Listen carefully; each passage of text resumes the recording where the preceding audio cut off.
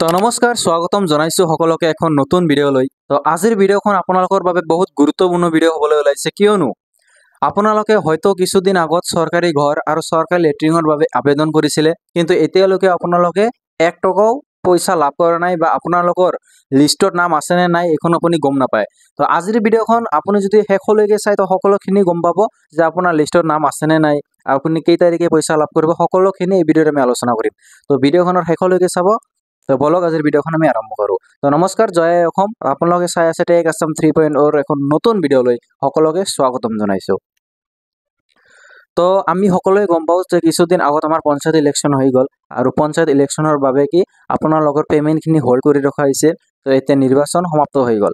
তো এতিয়া সকলোখিনি পইচা, চৰকাৰী লেট্ৰিনৰ পইচা আছিল, জব কাৰ্ডৰ পইচা আছিল, চৰকাৰী ঘৰৰ পইচা, সকলোখিনি এতিয়া ৰিলিজ দিব অসম চৰকাৰে বা প্ৰধানমন্ত্ৰীয়ে, যিসকলে চৰকাৰী ঘৰৰ বাবে আবেদন কৰিছিলে।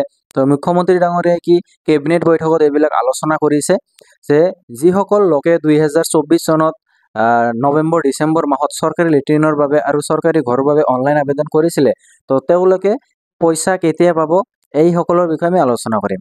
তো সেইবাবে কি আপুনি আপোনাৰ প্ৰথমতে চাব লাগিব যে আপোনাৰ অনলাইন লিষ্টত নাম আছেনে নাই। তো প্ৰথমে আমি চৰকাৰী ঘৰত আপোনাৰ নাম আছেনে নাই সেইখন চাম। তো আপুনি কেনেকৈ নিজৰ মোবাইলৰ জৰিয়তে চাব পাৰিব, সকলোখিনি আমি এই ভিডিঅ'ত আলোচনা কৰিম।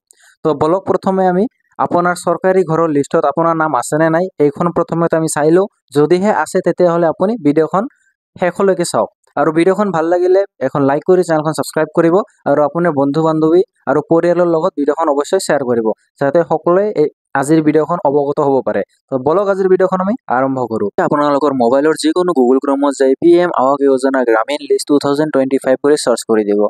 তো আপুনি দেখা পাই আছে PMYG পাৰ্মানেণ্ট ৱেইটিং লিষ্ট বুলি এইখন ৱেবছাইটত প্ৰথমে আপুনি ক্লিক কৰি দিব। এইখন ৱেবছাইটত ক্লিক কৰাৰ লগে লগে আপোনালোকে তলত আহি যাব।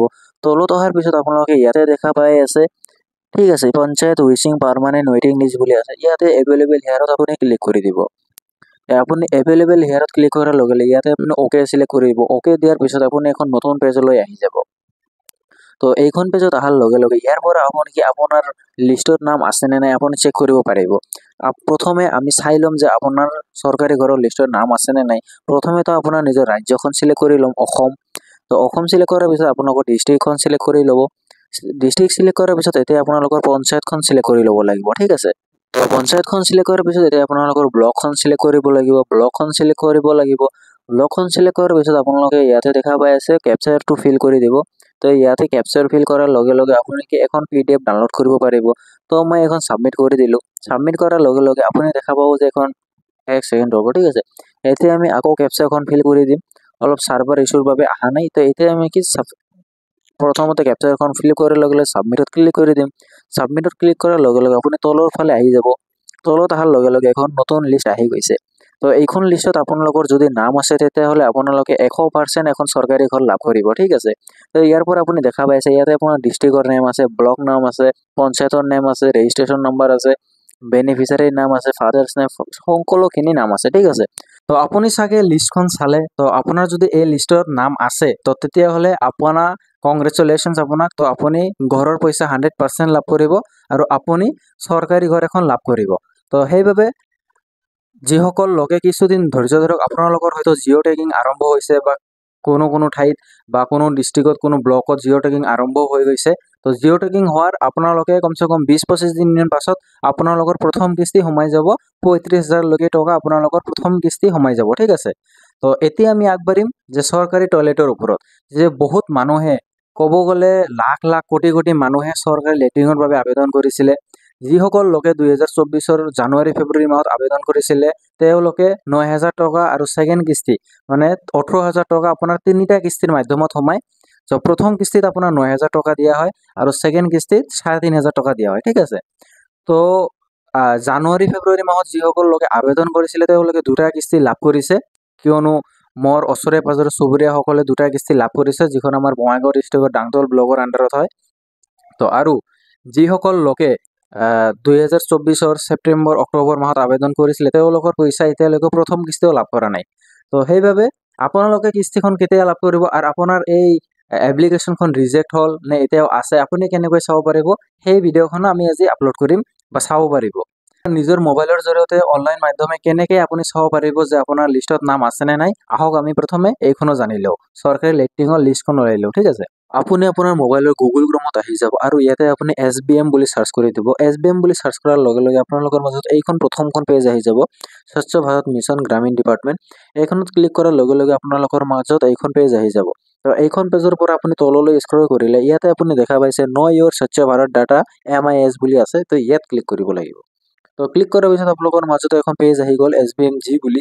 তো এই পেজখনৰ এতিয়া আপুনি ক'ত কি কৰিব লাগিব, চাইডত আপুনি দেখা পাইছে 3 ডট আছে, মই দেখাই আছোঁ আপোনালোকক।